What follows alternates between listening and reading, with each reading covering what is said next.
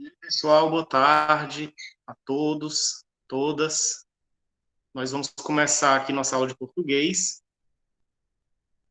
certo?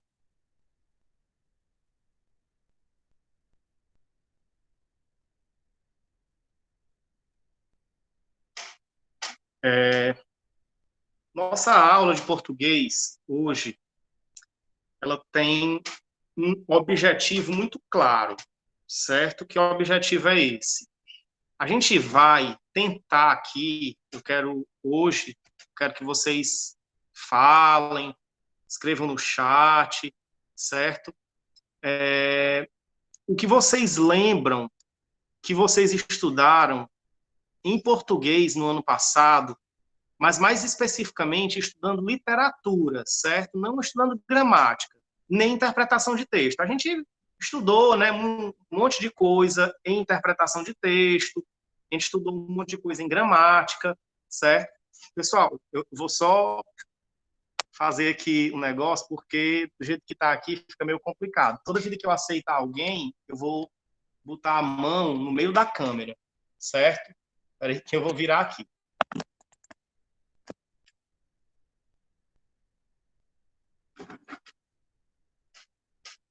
Só um pouquinho.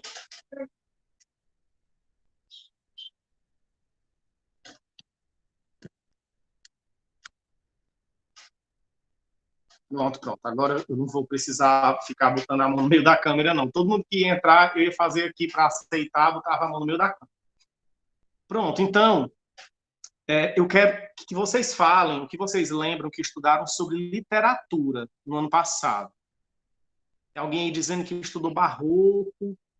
Barroco, na verdade, barroco foi no primeiro ano.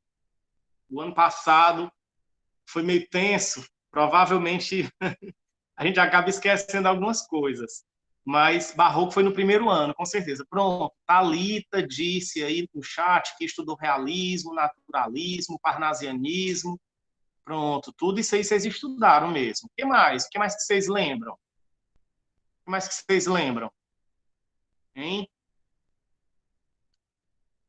Que outros conteúdos aí vocês lembram que estudaram em literatura no segundo ano? Barroco foi no primeiro, certo, pessoal? Com certeza. E aí, vamos lá.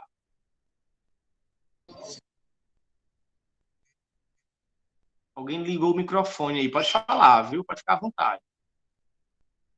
Ou pode escrever também, se vocês quiserem escrever alguma coisa no chat, naturalismo, Liedson falou aqui. Pronto, então a gente estudou realismo, a gente estudou naturalismo, estudou parnasianismo, isso aí vocês já lembraram. Teve uma outra, teve uma outra escola literária que essa, com certeza, foi visto ainda quando vocês estavam tendo aula, lá no começo do ano, e ela se prolongou. Pronto. A Lita falou aí que era o romantismo. Thalita também disse que achava que foram as gerações do romantismo. Exatamente. Ó, já estão lembrando aí que o romantismo ele pode ser dividido em gerações, certo? E assim, por que a gente vai fazer essa revisão hoje aqui? Vai relembrar o que a gente viu na literatura do segundo ano como uma espécie de, de revisão. Para que a gente vai fazer essa revisão? O que essa revisão tem a ver com o nosso terceiro ano? A gente vai rever isso em algum momento que, na verdade, é o seguinte, pessoal, a gente precisa fazer essa revisãozinha, sobretudo da literatura que a gente estudou no segundo ano, porque a literatura do terceiro ano é praticamente uma escola literária só, certo? No segundo ano, a gente estuda romantismo, realismo, naturalismo, parnasianismo, e a gente estuda também o simbolismo, certo? Só que o simbolismo, a grande verdade é que não deu tempo. Eu sei que de manhã eu dava aula para o segundo A, de manhã a gente não viu simbolismo. E eu sei que à tarde também vocês não viram, né? Porque Gleidson me falou que também não tinha dado tempo, porque a gente utilizava basicamente os mesmos planos, né? Todos os professores do segundo ano seguiam os mesmos conteúdos, então eu imaginava também que não tinha dado tempo de estudar simbolismo. Se der tempo hoje, porque é um pouco apertado, se der tempo, a gente fala um pouquinho sobre o simbolismo. Se não, em algum momento vai surgir, certo? O nosso primeiro conteúdo de literatura, que é propriamente um conteúdo de terceiro ano, a gente vai acabar falando sobre simbolismo, certo? Mas por que a gente estuda isso aqui, então? Estou só enrolando, né? Por que a gente estuda isso aqui? Por que a gente está revendo isso aqui? Porque a literatura do século XX, ela começa como uma continuidade da literatura do século XIX, que é o que a gente estuda no segundo ano. O segundo ano estuda toda a literatura do século XIX, que aconteceu no Brasil, certo? O século XIX, às vezes a gente confunde. O século XIX são os anos 1800, certo? Então, no Brasil, a gente estuda o romantismo, certo? Romantismo que começou em 1836, certo? A gente estuda o realismo, que começou em 1881, o naturalismo, que no Brasil aconteceu também junto com o realismo e iniciou em 1881, o parnasianismo e o simbolismo. O simbolismo já é lá no final do século XIX, já virando para o século XX. Tem autores simbolistas no século XX, né?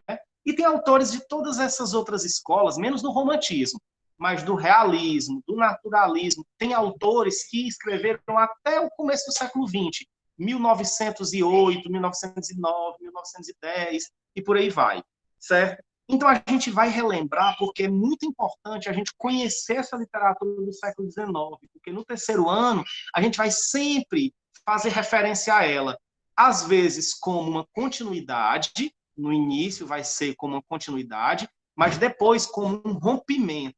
Porque os autores que vieram no século XX, anos de 1900, principalmente depois de 1922, lá na frente a gente vai ver por que essa data é tão importante, 1922.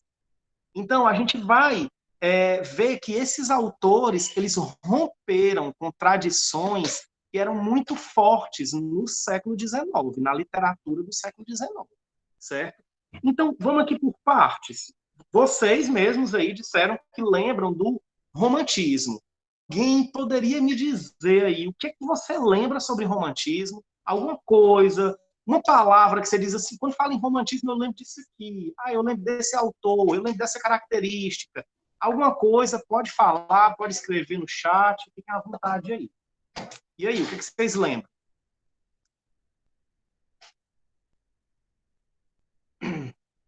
Vou esperar.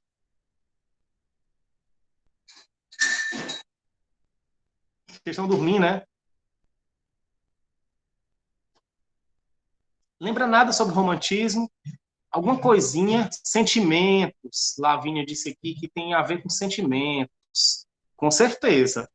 Romantismo tem a ver com sentimentos. O que mais? O que mais que vocês lembram quando vocês... Eu lembro de Gonçalves Dias, Álvares de Azevedo, Castro Alves, Thalita disse. Lembra de um bocado de coisa, viu, Thalita? Você lembra praticamente da poesia. Você lembrou aí das 3 gerações da poesia romântica. Artistas, pronto. O romantismo, pessoal, alguém falou aí, Giovana, se eu não me engano, falou em artistas. O romantismo que a gente estuda na escola, ele é, logicamente, um movimento de literatura, né? Porque a gente estuda em português um movimento de literatura. Mas existiu o romantismo na arte, de um modo geral. O romantismo ele não é só um movimento da literatura. Existe o romantismo na filosofia, existem filósofos românticos, certo? Existem escritores românticos, existem diversos artistas que a gente pode chamar de românticos, certo? Que mais? Que mais que vocês lembram aí? Alguém falou outra coisa aqui. Acho que foi ele, Edson. Pronto, histórias. O romantismo tem aquelas histórias, né? Os romances. E aí, que mais? Mais alguma coisa que vocês lembram? Vocês lembram de alguma coisa do romantismo sobre a questão dos índios? Lembram disso? Vem alguma coisa à cabeça quando a gente fala, quando a gente associa romantismo e os indígenas? Se lembrarem de alguma coisa, pode dizer aí, pode falar, pode escrever, fica à vontade. Pronto. Thalita diz que, se não se engana, a segunda geração do romantismo era chamada de geração do mal do século. Você não se engana, não, Thalita. Você está certa mesmo, viu? É isso mesmo. A segunda geração do romantismo é chamada de geração do mal do século. Então, assim, de alguma forma vocês lembram de alguma coisa, né? É interessante que você preste bem atenção à explicação, porque a gente vai fazer uma atividadezinha, e essa atividade, que eu vou deixar o link no final da aula, ela vai ser uma revisão disso aqui. É uma revisão bem geral. Não é nada muito específico, não, porque o específico vocês estudaram ano passado. Eu vou tentar aqui resumir o que a gente vê durante muitos meses. No segundo ano, eu vou resumir em menos de uma hora, né? Então, naturalmente, que isso aqui é só uma coisa muito, muito, muito introdutória. É só mesmo uma coisa muito superficial o que eu vou fazer aqui. Então, vamos começar pelo romantismo, certo? O que foi a escola romântica? O que foi a escola literária do romantismo? Vamos pegar primeiro o Brasil, certo? Como nossa referência. A gente vai tratar o tempo inteiro do romantismo no Brasil. Mas a gente vai lembrar que toda a escola literária do Brasil, ela se origina geralmente na Europa. É um movimento literário europeu que acaba depois chegando ao Brasil. Assim é durante toda a literatura. Na verdade, pessoal, literatura brasileira mesmo, a gente nem estuda no primeiro ano, certo? Porque no primeiro ano a gente estuda só literatura portuguesa. Aí lá depois vem o barroco, que alguém citou aqui, e o arcadismo, que já é com alguns autores brasileiros, mas o Brasil não é nem um país independente ainda. Então a literatura brasileira mesmo, ela começa com o romantismo. O romantismo se inicia no Brasil em 1836. 1836 é o marco inicial porque foi publicada algumas obras, certo? Duas obras que são obras importantes, né, dentro do contexto literário brasileiro. Um deles é um livro chamado Suspiros Poéticos e Saudade, que é um livro de poesia, certo? Então, esse livro de poesia é considerado a obra inaugural do romantismo. No romantismo brasileiro, existem sempre dois caminhos. Aqueles autores que escreveram poesia, que é, por exemplo, o que foi dito aqui sobre Castro Alves, Álvares de Azevedo, Gonçalves Dias. São autores que escreveram poesia, certo? Que a gente fala já sobre eles. E tem outros autores que escreveram prosa. O que é a prosa? A prosa são os romances, são as histórias, como Liedson falou aí, são as histórias, certo? São aquelas histórias, geralmente, no romantismo, são histórias de amor. Lembrando que romance, pessoal, não é, em literatura, necessariamente uma história de amor. Romance é um formato de texto, certo? É um gênero textual. A gente associa romance à história de amor exatamente porque quem popularizou o romance foi o romantismo, né? Aí até hoje a gente diz assim, romance é uma história de amor. Na verdade, em literatura, você pode ter um romance com vários temas diferentes. O romance romântico, o romance de amor, é um deles, entre outros que pode existir, entre muitos outros temas. Então, o romance é um tipo de história, é um gênero textual. Então, por exemplo, a gente vai ter um romance. O que é um romance? É uma história, geralmente, relativamente longa, tipo, tem 100 páginas, cento e poucas páginas, certo? Tem personagens vários, né? Às vezes 3, 4, 5, 6, 8, 10, né? E a história dele se desenrola ali ao longo de um tempo. Isso é um romance, certo? Então, no romantismo, você tem autores que escreveram romances e você tem autores que escreveram poesia. Vamos voltar para a poesia. A poesia, no romantismo, ela costuma ser classificada em 3 fases, como alguém até falou aí, 3 gerações, certo? Como é que são essas gerações no romantismo? A gente tem a primeira geração, certo? A primeira geração é chamada de geração nacionalista, certo? Por que geração nacionalista? Porque o principal tema da poesia romântica nessa fase é o próprio Brasil, o país que foi recém-independente, que se tornou independente recentemente. Então, esse país que se tornou independente recentemente, é como se ele tivesse que ser exaltado, né? Então, os poetas românticos gostam de exaltar a pátria, falar bem do país, porque o país é muito bonito, é muito lindo, é maravilhoso, exaltam a natureza, exatamente, exaltam o que eles consideram como heróis da pátria. E o que vão ser os heróis da pátria no romantismo brasileiro? Quem vai ser esse herói da pátria no romantismo aqui? Vai ser a figura do índio. O índio é o grande herói da pátria, certo? Por que isso? Porque o romantismo ele tem uma tendência a querer voltar ao passado, a querer dizer que antigamente é que era bom. O romantismo tem uma característica que a gente chama de saudosismo. O que é o saudosismo? É como se fosse aquela saudade do passado. É aquela ideia de que antes era muito melhor, antigamente era muito melhor. Então, o romântico, ele é saudosista. Então, ele volta ao passado. Nós estamos falando do contexto romântico, século XIX, metade do século XIX, né? 1836, 1840, 1850, 1860. Então, é uma época em que nós não somos mais uma colônia de Portugal, já é um país independente. Mas os autores românticos gostam de voltar lá para o passado e dizer assim, ó, naquele tempo é que era bom. Né? Não é nem exatamente por conta de o Brasil ser uma colônia de Portugal que era bom, mas é voltar ainda mais e dizer assim, ó, no período anterior à colonização, no período dos índios, que só tinha os indígenas. Esse período aí é o período glorioso, porque os índios são os nossos grandes heróis. Né? Então, o romântico gosta de exaltar o indígena como um grande herói. Primeira geração do romantismo na poesia. Aí a gente vem agora para a segunda geração do romantismo na poesia, que é o que alguém aí chamou de ultrarromantismo, geração do mal do século.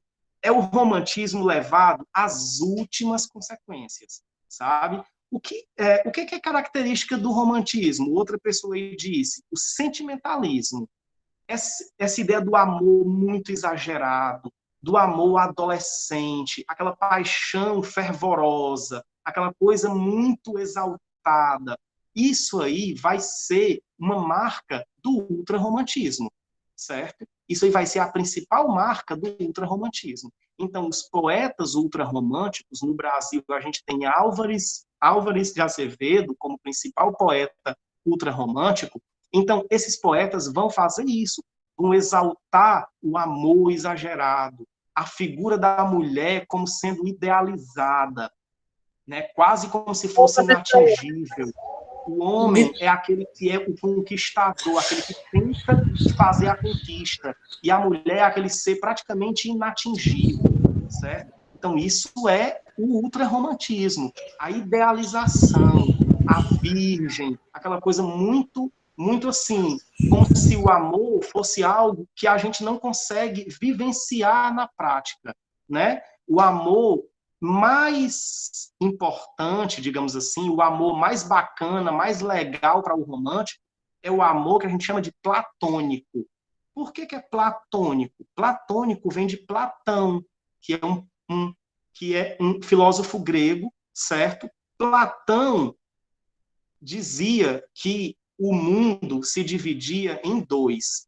O mundo concreto, que é esse mundo que a gente está aqui, certo? E o mundo das ideias, que é um mundo superior, da idealização, daquilo que a gente considera como perfeito. E a gente se espelha no mundo das ideias, mas a gente nunca consegue ser igual ao mundo das ideias, né?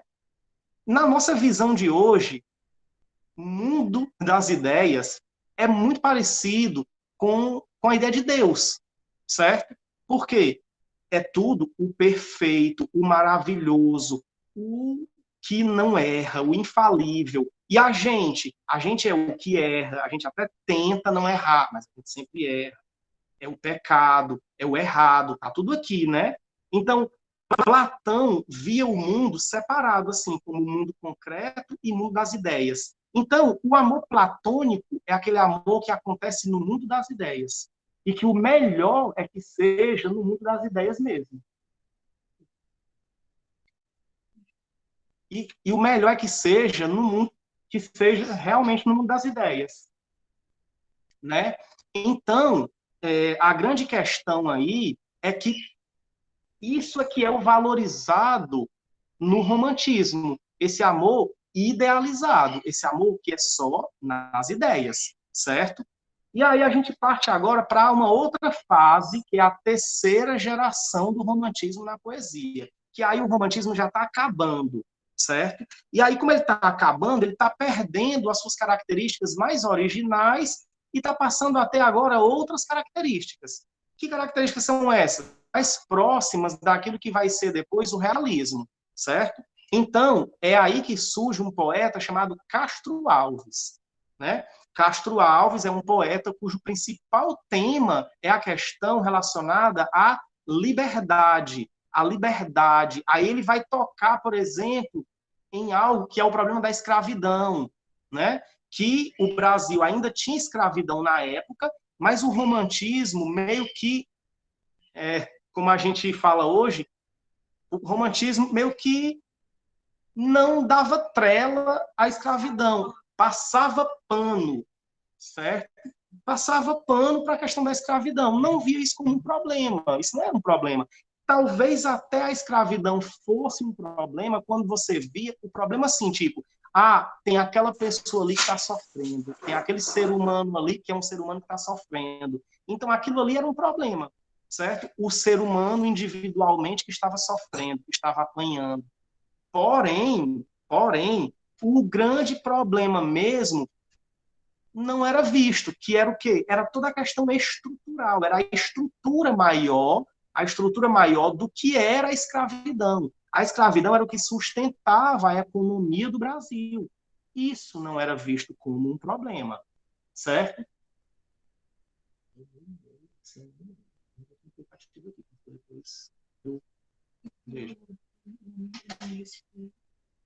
Certo. Deixa o meu e-mail e assim você pode usar uma sequência aquelas que eu sempre uso. Sim, então, não havia essa preocupação em criticar a escravidão no romantismo. Aí lá no finalzinho, Castro Alves, um poeta mais preocupado com a liberdade, foi quem introduziu esse tema de fazer a crítica também à escravidão, certo? Então, isso é a poesia do romantismo, de uma forma muito simplificada, muito introdutória. Vamos agora para a prosa do romantismo, os romances. Os romances românticos, eles não costumam ser divididos em gerações. Eles costumam ser separados em temas, certo? Você tem autores que escreveram sobre certos temas, outros sobre outro tema, e aí você tem, por exemplo, o romance indianista. Autores, principalmente um autor cearense, José de Alencar, que escreveu sobre a questão dos indígenas, sobre os índios. Aí você tem Iracema, o Guarani, você tem uma série de livros que tratam dessa questão relacionada aos índios, sempre naquela visão que a gente já falou antes, né? O índio como sendo muito idealizado, né?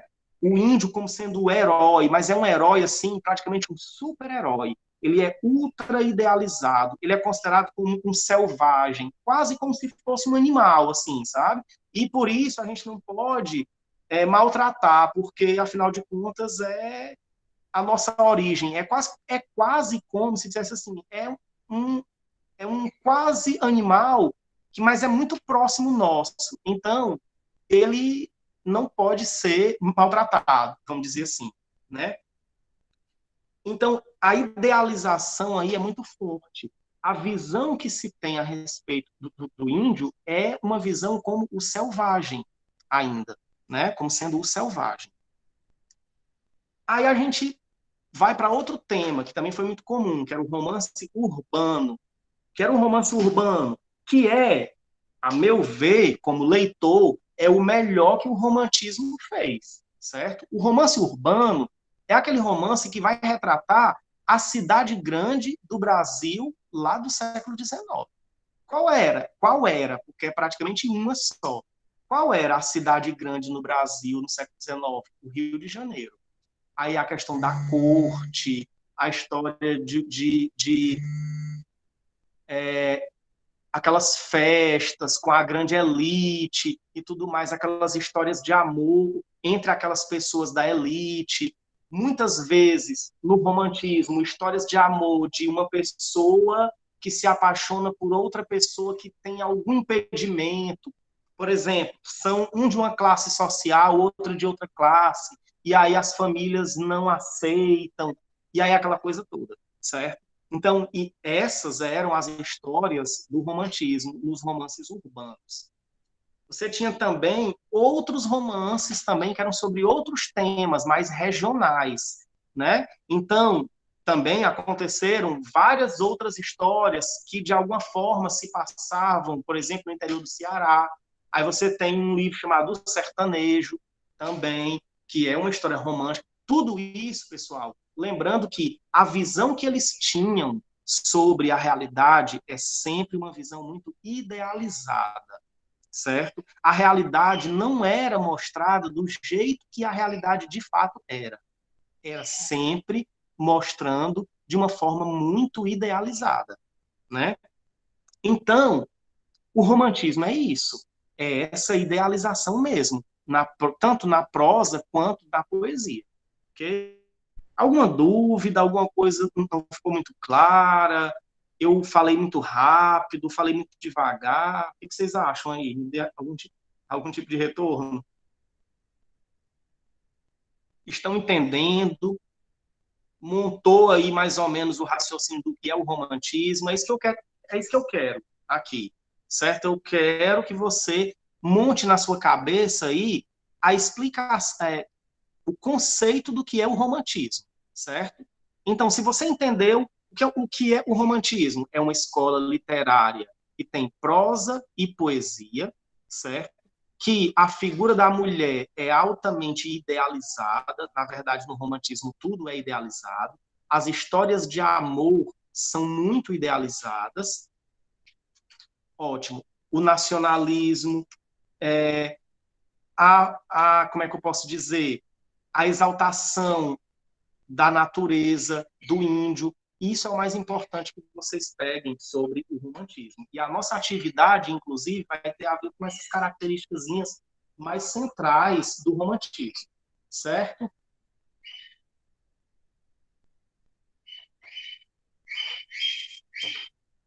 Eu não tenho certeza, eu acho que sim. Então, vai ser mais ou menos isso, certo? Que a gente vai ver lá na atividade depois. Passou o romantismo, depois do romantismo veio o realismo. Aí, de novo, eu pergunto para vocês, e aí? O que é que vocês lembram do realismo? Aí aqui tá assim, ó, realismo e embaixo tá naturalismo. Por quê? Estão juntos, porque eles aconteceram ao mesmo tempo. No Brasil, o realismo e o naturalismo acontecem ao mesmo tempo, mas eles não são a mesma coisa.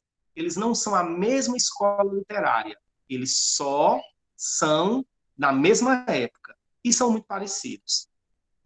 E aí, o que é que vocês lembram sobre realismo? Me digam aí, escrevam no chat.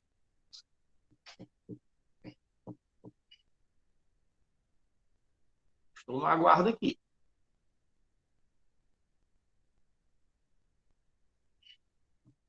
Só escuto os passarinhos daqui de casa cantando. Vocês não estão dizendo nada. Olha só se chegou um código no seu Gmail, porque eu não consegui acessar o e-mail. Tá, chegou não. Tem que ter chegado, porque eu pedi.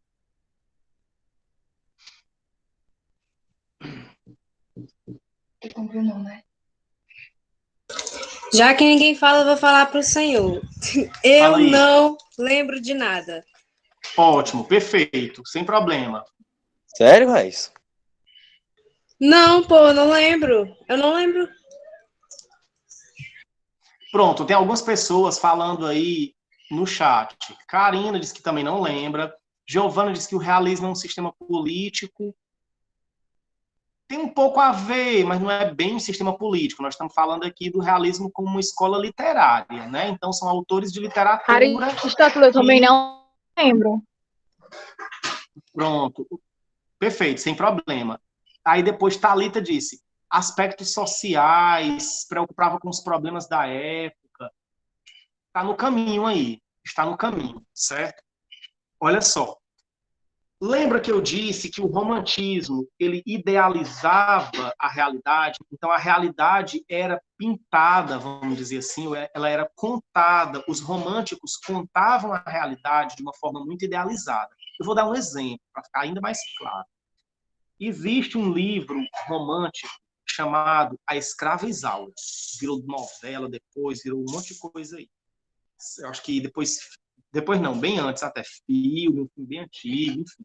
A Escrava Isaura. Eu vou contar um pouquinho aqui, rapidamente, da história, certo? Desse livro, A Escrava Isaura, para a gente entender o que é a história da idealização do romantismo.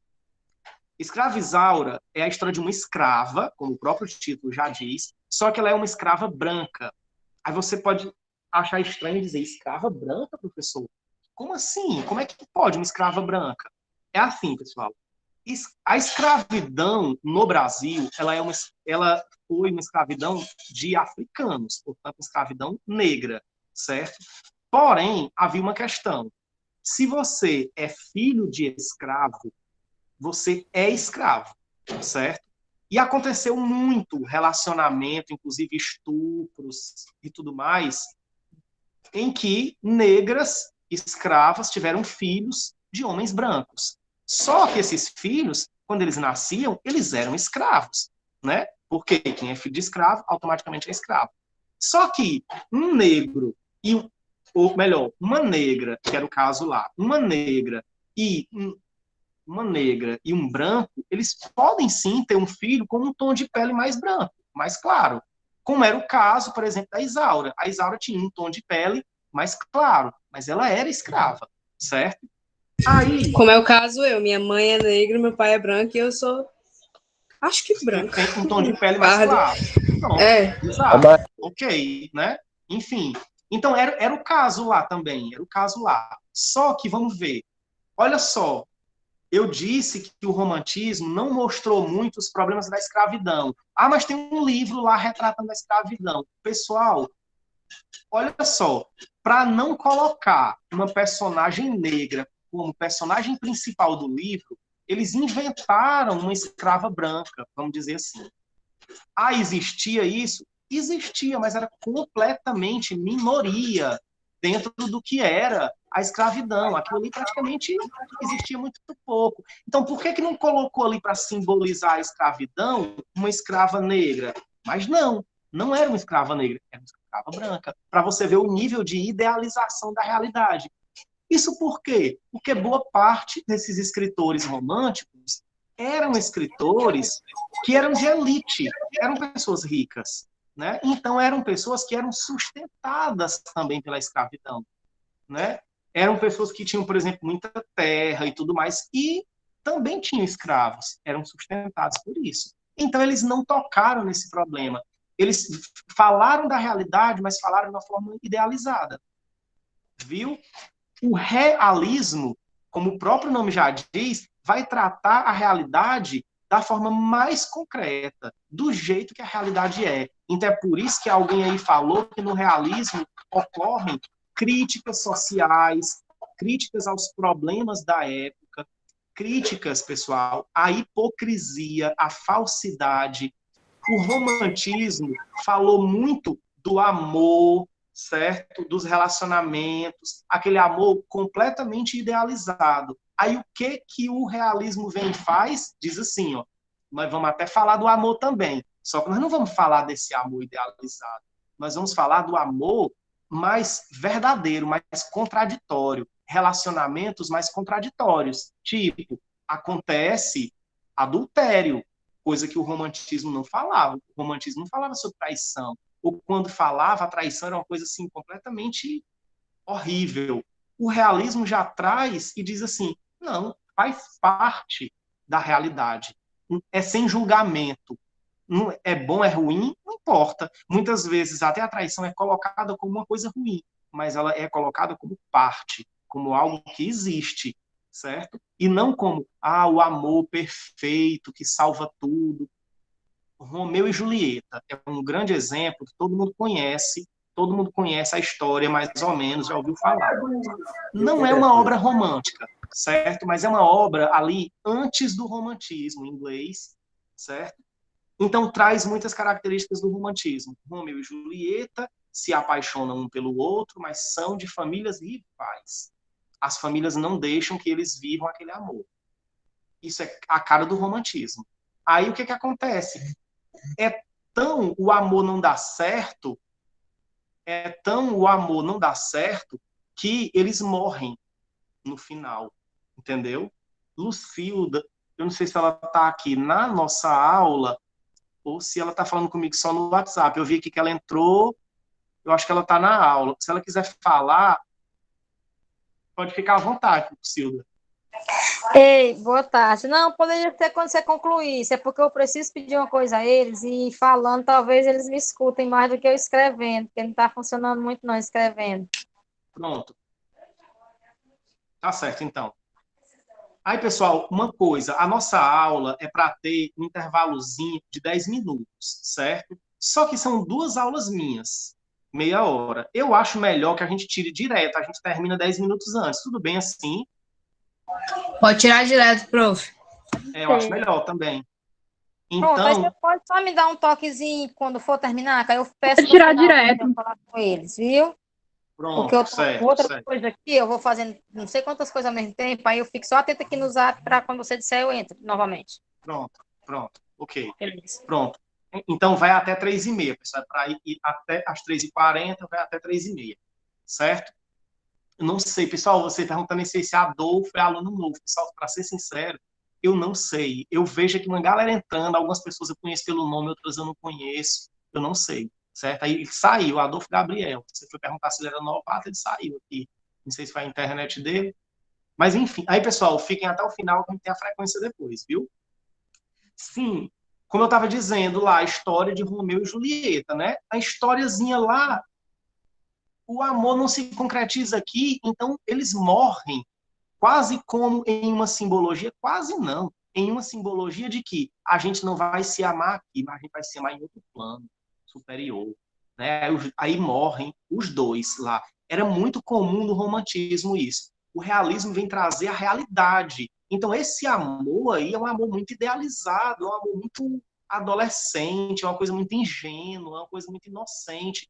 O realismo vai trazer mais sensualidade também, coisa que o romantismo trouxe muito pouco. O realismo vai trazer mais sensualidade, vai trazer esse problema da traição. Muitas histórias. Machado de Assis é o principal autor brasileiro do realismo. Várias histórias de Machado de Assis envolvem traição. Várias histórias. Inclusive, eles criticavam o romantismo de uma forma quase que indireta. O que é que eles faziam? Eles pegavam um personagem como se fosse um personagem romântico, certo? Aquela mulher muito, né, que se apaixona, melosa e tal, parará, não sei o que, não sei o que, e no final vai lá e transforma aquela mulher numa adúltera, em alguém que vai trair o esposo, como se fosse uma crítica ao romantismo, dizer assim, ó, vocês estão vendo só uma parte da realidade, vocês não estão vendo a realidade toda. Na realidade toda, acontece muito mais confusão e muito mais coisa do que o que vocês contam. A realidade é muito mais complexa. Então, o realismo, como o nome já diz, tenta mostrar mais a realidade, problemas sociais. O mundo, o Brasil também, e o mundo todo, estava começando a ter cidades maiores, indústrias, e essas cidades maiores e essas indústrias, elas são, de alguma forma, indícios de problemas sociais. Aí você vê, por exemplo, a pobreza, né? Você vê uma série de coisas nesse sentido. O realismo toca nessas feridas, e o romantismo simplesmente não olhava para isso. O realismo vai lá e olha. Aí você diz assim, professor, e esse naturalismo aí, o que que era, né? Porque tem realismo e tem naturalismo. Eles são a mesma coisa? Não, eles não são a mesma coisa. Eles são muito parecidos, pessoal, mas eles não são a mesma coisa. Os dois acontecem ao mesmo tempo. Inclusive, no Brasil, coincidentemente, no mesmo ano que lançaram o primeiro livro considerado como realista, lançaram também o primeiro livro considerado como naturalista, que é o ano de 1881. O livro realista Memórias Póstumas de Brás Cubas, de Machado de Assis, e o livro naturalista é o livro O Mulato, de Aloísio Azevedo, certo? Que é um autor naturalista. Sim, professor, tudo bem. E aí, como é esse naturalismo? Pronto, vamos lá. O naturalismo é o seguinte: o realismo não quer mostrar a realidade, o naturalismo, ele quer escancarar a realidade, vamos dizer assim. Ele quer mostrar a realidade de uma forma ainda mais cruel, de uma forma ainda mais dura do que o realismo, certo? Tem uma coisa no naturalismo que ele herda da ciência. Esse período aqui, pessoal, é o final do século XIX, quase já, como eu estava dizendo, né? É anos de 1880 e tanto, no Brasil, né? Na Europa, isso aconteceu um pouco antes. Em um período muito semelhante, muito próximo, tinha havido a publicação de um livro chamado A Origem das Espécies, de um indivíduo que estudava os seres vivos, vamos dizer assim, chamado Charles Darwin, né? Charles Darwin criou uma teoria, que é a teoria da evolução das espécies, que diz, eu vou resumir aqui de uma forma muito, muito, muito precária, que diz basicamente o seguinte: todas as espécies que tem aqui, hoje, são espécies que evoluíram de espécies anteriores, né? Então, nós, seres humanos, nós evoluímos de espécies anteriores também, né? Então, essa visão, que é uma visão, digamos assim, nem um pouco romântica sobre o ser humano, né? Porque o ser humano é tratado como um animal, como outro qualquer, é uma espécie como outra qualquer, né? É uma espécie como outra qualquer. Então, o naturalismo fez com que o ser humano fosse visto meio que como um animal, movido por instintos, né? Então, os instintos são o mais importante, muitas vezes, no ser humano. Inclusive, sexualmente, o ser humano é retratado, às vezes, como um animal no naturalismo. As próprias descrições que fazem do ser humano, né? Que descrevem o ser humano com as mesmas palavras que você usa para descrever animais. Por exemplo, diz assim, fulano de tal, com a venta, não sei o quê, não sei o quê. Venta, né?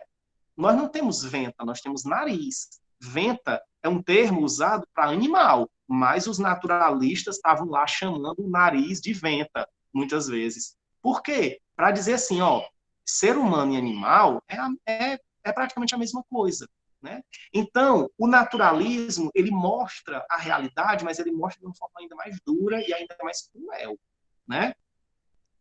Muitos livros, assim, que retratam a questão sexual, né? Tem um romance chamado A Carne, que foi um romance lançado em 1888, no Brasil, certo? E esse romance foi meio que chocante na época. Por que ele era chocante? Porque tinha descrições de relações sexuais, coisa que, meu Deus, o romantismo jamais aquilo ali iria acontecer num romance romântico. Até teve algumas obras românticas, assim, do ultrarromantismo, mas no Brasil isso não era muito comum. Mas algumas obras do ultrarromantismo na Europa que tinha mais essa coisa sexual, mas era uma exceção. O naturalismo foi que trouxe isso com muita força na literatura brasileira. Certo? Alguma dúvida? Ficou claro também aqui o que é o realismo e o que é o naturalismo? Se tiverem alguma dúvida aí, pode achar, pode perguntar.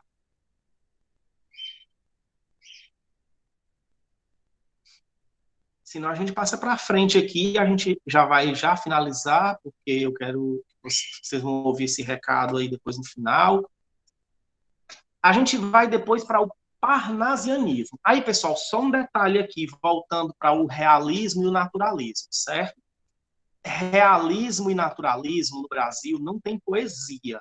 Não existe poesia realista nem poesia naturalista. Essas escolas literárias aqui são escolas literárias da prosa. certo? Só existem romances e contos realistas e naturalistas, certo? Então, eles contam histórias, né? Não tem poesia. Na mesma época que estava acontecendo o realismo e o naturalismo, estava acontecendo também uma outra escola literária, olha só, as três ao mesmo tempo aqui, que era o parnasianismo, certo? O parnasianismo, ao contrário, ele era só poesia, só tinha poesia no parnasianismo. E assim, de alguma forma, o parnasianismo se parece com o realismo e o naturalismo? Muito pouco, certo? Muito pouco. O que é a grande pegada dessa escola literária aqui? É voltar para o passado, certo? Voltar, não é nem voltar, é ir à tradição clássica, né? Como é que os clássicos faziam as poesias. Então, o que é mais importante aqui? O mais importante aí é, por exemplo, a forma da poesia. A forma poética que é o mais importante. Então, a poesia que é bem rimada, bem metrificada, isso é que é o mais importante no parnasianismo, né? Então, os parnasianos escreviam principalmente sonetos. Eu não sei se vocês vão lembrar o que é um soneto, mas vocês devem ter estudado, principalmente, vocês estudaram quando viram o parnasianismo, com certeza que era soneto, porque se teve uma atividade com texto, com certeza era um soneto. Estudamos. Lembrar. Isso, pois é, estudar, lembrar que é outra coisa, né? No primeiro ano, quando vocês estudam Outros poema, 500. também, vocês estudam o soneto. O soneto, pessoal, é uma forma fixa de poesia. Como assim uma forma fixa, pessoal? É um tipo de poesia que ele sempre se manifesta do mesmo jeito. São 14 versos. Esses 14 versos estão separados em 4 estrofes. As 2 primeiras estrofes têm 4 versos e as 2 últimas estrofes têm 3 versos. Isso é um soneto. Os parnasianos adoravam escrever em formato de soneto. Por quê? Porque o mais importante para eles não era a estética, não era a beleza, não era a forma. Isso é o que eles consideravam mais importante. Então, eles iam escrever sempre naquele modelinho ali, que é o soneto. Sempre naquele formatinho ali, aquele mesmo formatinho, né? E aí eles adoravam, como eu disse, eles adoravam escrever esses sonetos, certo? Então, o parnasianismo é isso, é essa volta à tradição clássica. De alguma forma, por que eles se parecem com o realismo e o naturalismo? Por quê, pessoal? O realismo e o naturalismo, eles são o que a gente chama de objetivos, certo? Eles não são, como o romantismo, subjetivos. O que é uma coisa subjetiva? É você enxergar uma coisa a partir do seu olhar de sujeito. Isso é subjetivo. Então, por exemplo, eu pego esse copo com água aqui e eu vou dizer o que esse copo representa para mim, por que ele é importante, a esse copo, a minha identificação com esse copo, a minha visão a respeito desse copo. O que eu estou fazendo? Eu estou fazendo uma descrição subjetiva do copo. Era como os românticos faziam. O realismo e o naturalismo fazem algo objetivo. No objetivo, o importante não sou eu, o sujeito. O importante é o objeto. Então, eu vou dizer o que é esse copo por ele, e não pelo que ele representa para mim. Eu vou dizer que esse copo é feito de vidro, eu vou dizer qual é o formato, eu vou dizer que tem água dentro, eu vou dizer o que é a água, qual é a fórmula da água, como é que, sabe? É isso, quais são as propriedades da água. Eu vou usar o próprio objeto para eu descrever. Não importa o que eu acho, o que eu penso. Os realistas e os naturalistas, eles eram assim. Eles olhavam para a realidade e viam a realidade como ela é. O que os românticos faziam? Os românticos olhavam para a realidade a partir do ponto de vista meu, que olho para a realidade, e não do que ela realmente é. Certo? Os parnasianos, eles também são mais objetivos. É muito comum poema do parnasianismo só descrevendo uma coisa. Tem um poema, por exemplo, do parnasianismo chamado Vaso Grego. Vaso Grego. É um poeta descrevendo um vaso. Um vaso, um desses vasos de casa, né? Um vaso grego. Por quê? Porque lá na Grécia Antiga, eles faziam aqueles vasos, aquelas esculturas com muita perfeição, com muito detalhe, pintado, tudo perfeitinho e tal, e tal, e tal. Uma coisa decorativa, vamos dizer assim. O parnasianismo vai lá e pega o quê? Também vou lá descrever aquele vaso ali. Por quê? Porque o que é mais importante? O mais importante é o estético, não é o conteúdo, é a forma. Isso é que é o mais importante. Entenderam? Alguma dúvida? Alguma coisa não tenha ficado muito clara? Agora, pessoal, eu vou fazer o seguinte, eu vou colocar aqui no chat, certo? A nossa frequência, ok? E aí você vai assinar a frequência, certo? E eu vou colocar lá no grupo de WhatsApp a nossa atividade, certo? Eu vou colocar lá a nossa atividade.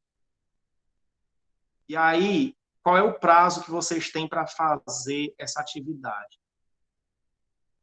Pessoal, é assim. O ideal é que você faça o quanto antes. Até mesmo terminou aqui, quer fazer logo, faz logo. Ó, esse link aí é o da frequência, certo? Terminou a aula aqui, já quer fazer a atividade, ok, vai lá e faz a atividade, certo? Mas você pode entregar essa atividade ainda até a próxima aula. Nossa aula é hoje, certo? Dia de quarta-feira. Então, até a próxima quarta-feira você pode entregar. Mas não é legal deixar só para quarta-feira, não. O melhor é que você faça logo, para você ficar livre, até porque todo dia está tendo aula, né? E todo dia está tendo atividade também, em várias dessas aulas. Então, não é legal que você vá deixando acumular aí, certo?